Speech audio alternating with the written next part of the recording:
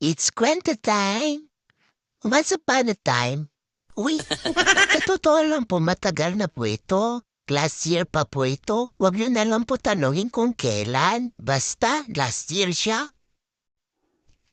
Nagpunta po kami sa Zambales, kasama po sila Kuya Renz. Si Kuya Renz po ang favorite kong katabi. Meron po kasi akong malaking unan pag siya po ang katabi ko.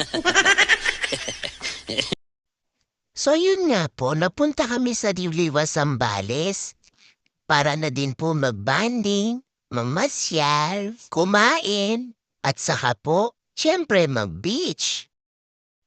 Sobrang na-enjoy ko nga po dito eh. Wala po akong ginawa kundi tumakbo ng tumakbo ng tumakbo ng tumakbo.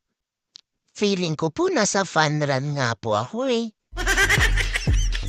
Sa palagi ko nga po naka 10 kilometers ako dito.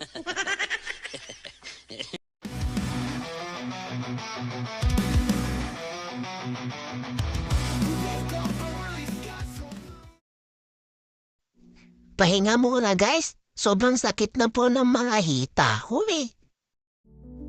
Guys, ang ganda po dito sa Zambales. Kaso nga lang po, hindi po kami nakaliko kasi po sobrang lakas po ng alon. Nag-abang din po kami ng sunset dito.